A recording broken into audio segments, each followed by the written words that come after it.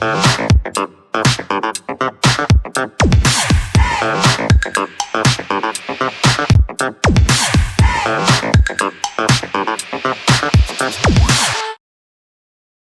test is in 4-part, Part 1, Part 2, Part 3, and Part 4. Now look at Part 1. Part 1. You will hear a student called Janet talking on the phone to the manager of a sports centre about a job. First, you have some time to look at questions 1 to 5.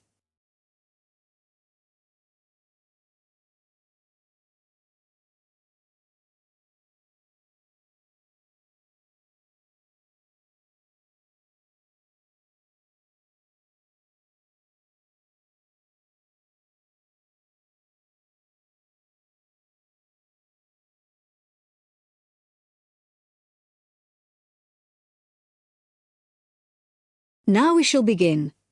You should answer the questions as you listen, because you will not hear the recording a second time.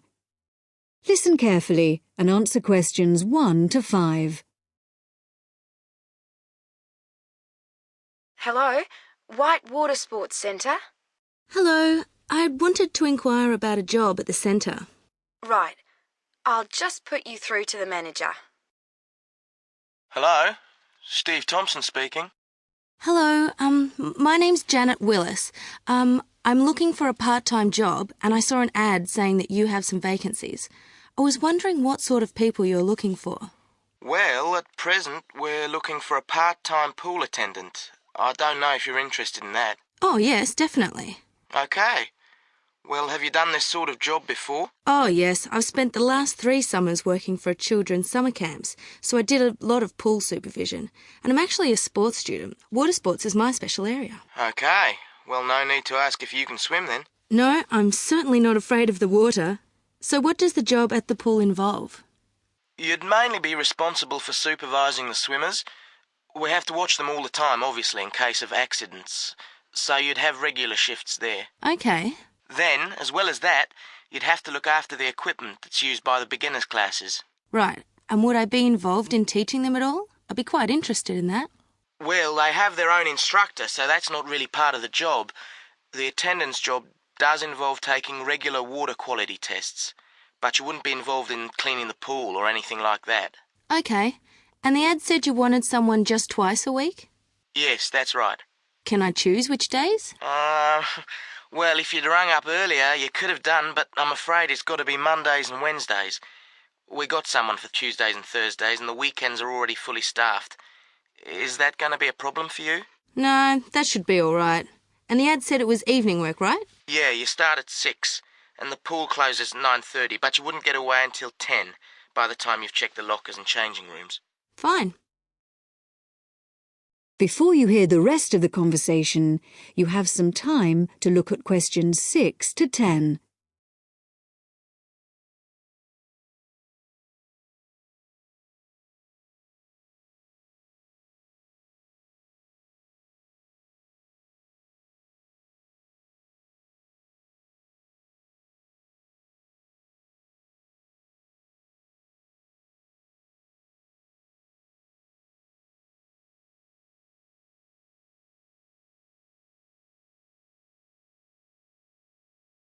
Now listen and answer questions 6 to 10. And how much do you pay? The basic hourly rate is $15, but it would go up to $19 for someone with the right qualifications. Well, I've got life-saving certificates and first aid qualifications. Oh, with that and your experience, you'd probably get the maximum rate then. Obviously, you'd have to come along for an interview if you're interested. Oh, it sounds just the job I'm looking for. Shall we fix a time for the interview now? Okay, it's Janet, isn't it? Yeah, Janet Willis. How about Friday morning, Janet? Around 11? Oh, sorry, I have lectures, but I could make the afternoon. 2 p.m? Fine. And can I just check on where you are? Is it Findon Avenue? No, it's 23 to 27 Farndon Avenue. That's F-A-R-N-D-O-N. It's off Eastgate. East Gate. Fine. I'll look forward to meeting you then. Okay. So if you need to phone me before then, you can get through to me directly on 053 210. Is there anything I need to bring along to the interview? Well, you do need to fill in an application form. I'll put one in the post for you, so you can fill that in and bring it along. You don't want me to post it back to you? No. Just remember to bring it along with you. What about references? Should I bring any? Nah, but do have your certificates with you when you come. We need to see those. Great. Thanks very much then. I'll see you on Friday. Bye. Bye. That is the end of part 1. You now have half a minute to check your answers.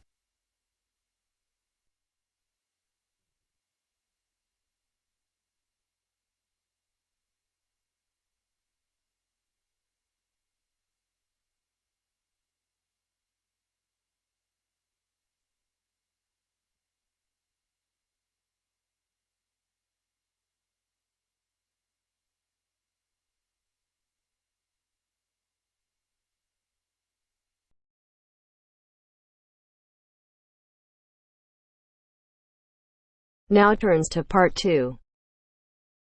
Part 2. First, you have some time to look at questions 11 to 15.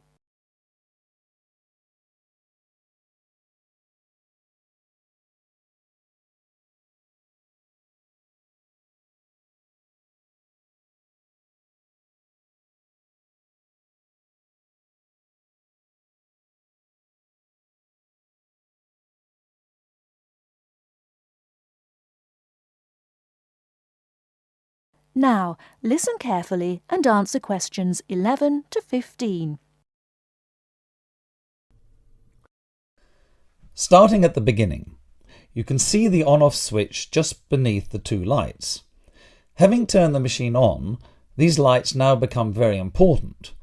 When the light on the left has gone out, you can begin making coffee, as it means the water is now hot enough. Next to that is the water level light. If this is illuminated, it means the machine does not have enough water. It is essential that you turn the machine off and add more water the moment this light comes on, otherwise you could damage the heating element. Once you have checked that both the heater light and the water level light are off, make sure the filter holder, that's the part with the handle just under the control panel, is in place. Once you have your cups ready, it is time to press the coffee delivery switch. That's the button just above the filter holder beside the boiler meter. Remember to take a quick look at the meter as it tells you the exact temperature of the water. On both the left and right hand side of the machine, on the same level as the filter holder, you can see the steam pipes used for heating milk. These steam taps need to be cleaned regularly to avoid blocking. And finally, if you do spill any coffee, don't worry. Just make sure that the drainage pipe at the bottom of the machine is leading into a sink or a suitable waste container. As with the steam taps, the drainage pipe needs regular cleaning.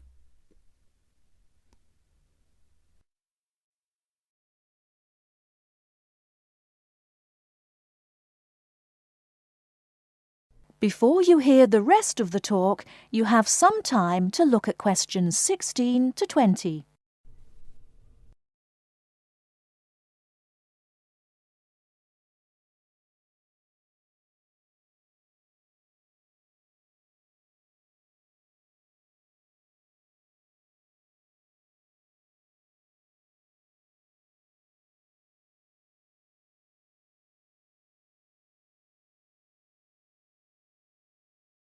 Now listen and answer questions 16 to 20. First and most importantly, I'll tell you where you should go from tomorrow for your lectures and classes. The Health Sciences building is on the west side of the campus, opposite the library, beside the History department. As you are probably aware, there are 6 modules to the course, which will take a year to complete. That's 2 modules each term. In the first module of this term, you will be looking at current laws with regard to health and safety in the workplace. Don't forget that as you progress through the course, you should be building your thesis. This will need to be completed by the end of the year. Coursework will also be credited to your final grade, but the most important part of the course is the thesis. Now, the final thing I want to tell you, and again you should know this, is that there will be a number of guest speakers throughout your course. They will come from a number of different medical backgrounds, but they will all be giving you their views on the relevance of health sciences in their occupations.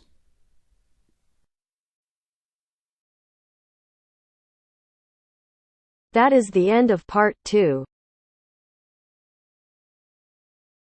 You now have half a minute to check your answers.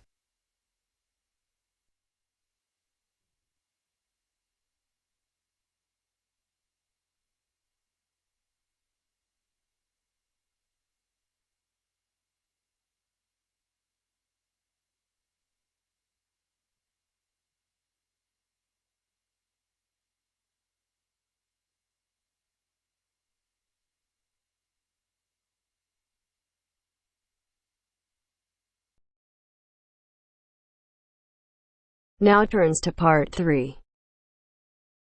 Part 3. You'll hear two students discussing a survey they have to write as an assignment. First, you have some time to look at questions 21 to 26.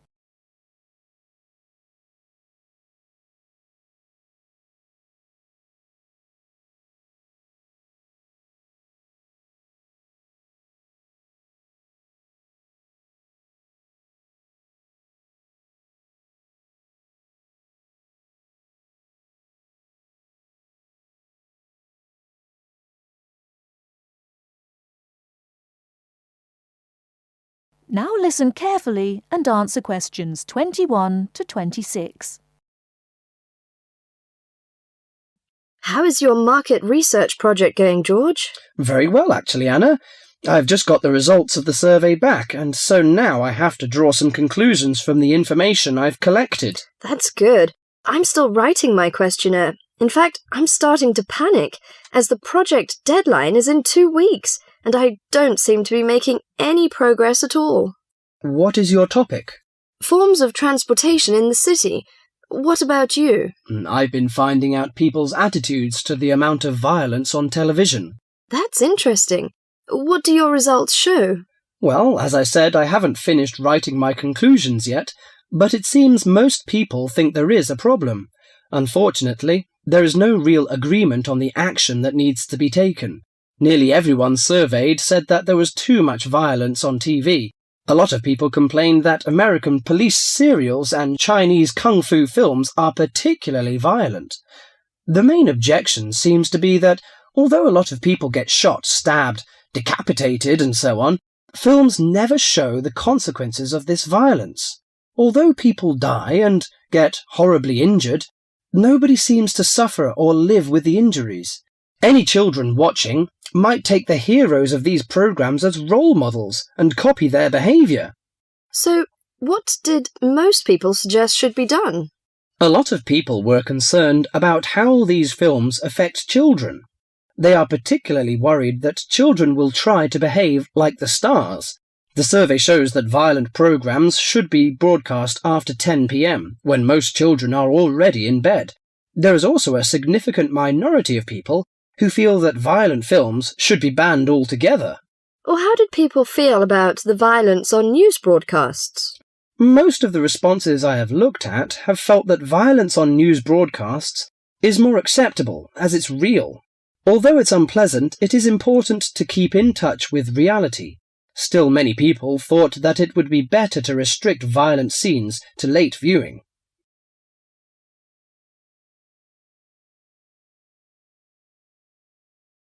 Before you hear the rest of the talk, you have some time to look at questions 27 to 30.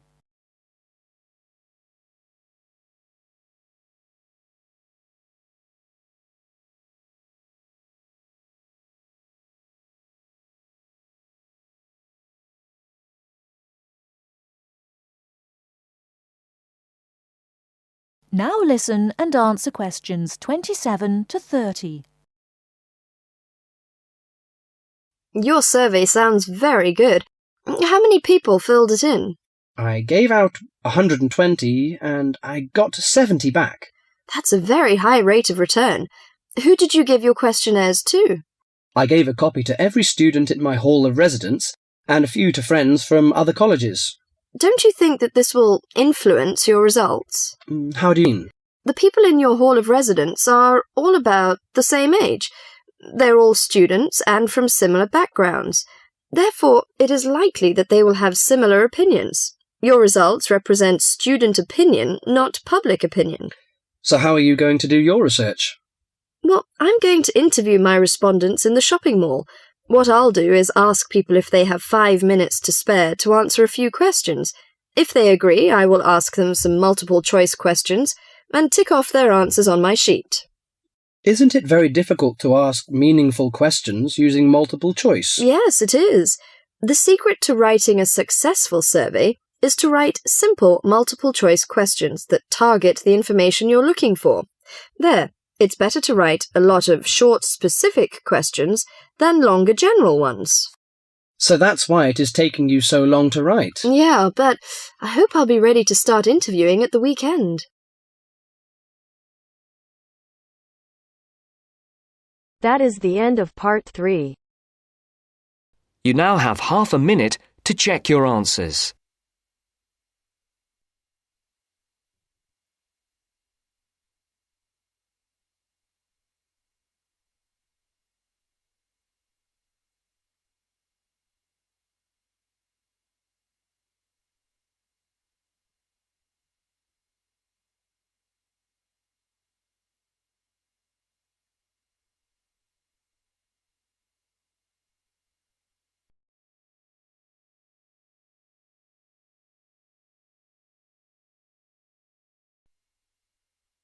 Now turns to part 4. Part 4. You will hear a talk about memory in babies and young children.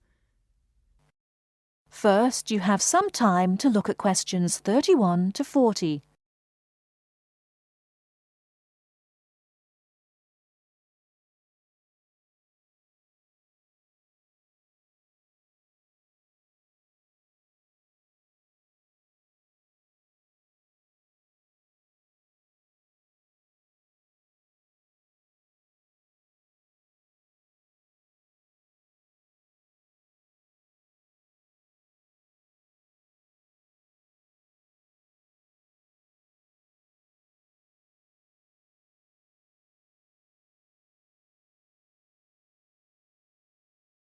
Now listen carefully and answer questions 31 to 40.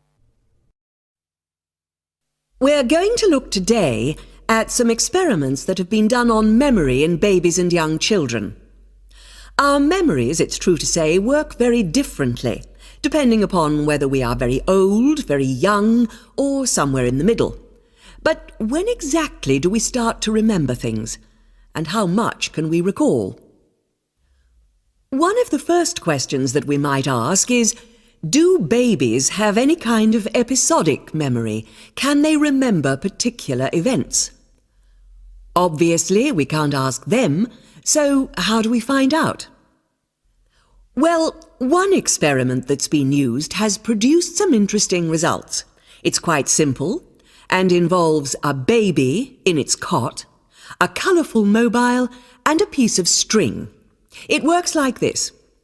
If you suspend the mobile above the cot and connect the baby's foot to it with the string, the mobile will move every time the baby kicks. Now you can allow time for the baby to learn what happens and enjoy the activity. Then you remove the mobile for a time and reintroduce it sometime from 1 to 14 days later.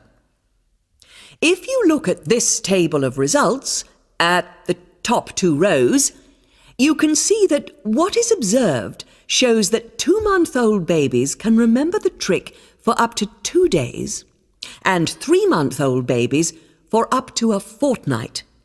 And although babies trained on one mobile will respond only if you use the familiar mobile, if you train them on a variety of colours and designs, they will happily respond to each one in turn. Now, looking at the 3rd row on the table, you will see that when they learn to speak, Babies as young as 21 months demonstrate an ability to remember events which happened several weeks earlier. And by the time they are 2, some children's memories will stretch back over 6 months, though their recall will be random, with little distinction between key events and trivial ones. And very few of these memories, if any, will survive into later life. So, we can conclude from this that even very tiny babies are capable of grasping and remembering a concept. So, how is it that young infants can suddenly remember for a considerably longer period of time? Well, one theory accounting for all of this, and this relates to the next question we might ask, is that memory develops with language. Very young children with limited vocabularies are not good at organizing their thoughts. Though they may be capable of storing memories, do they have the ability to retrieve them? One expert has suggested an analogy with books on a library shelf. With infants, he says, it's as if early books are hard to find because they were acquired before the cataloguing system was developed. But even older children forget far more quickly than adults do. In another experiment, several 6-year-olds, 9-year-olds and adults were shown a staged incident. In other words, they all watched what they thought was a natural sequence of events. The incident went like this. A lecture, which they were listening to, was suddenly interrupted by something accidentally overturning. In this case, it was a slide projector. To add a third stage, and make the recall more demanding, this accident was then followed by an argument. In a memory test the following day, the adults and the 9-year-olds scored an average 70%, and the 6-year-olds did only slightly worse. In a retest 5 months later, the pattern was very different. The adults' memory recall hadn't changed, but the 9-year-olds had slipped to less than 60%, and the 6-year-olds could manage little better than 40% recall. In similar experiments with numbers, digit span is shown to vary. That is the end of part 4. You now have half a minute to check your answers.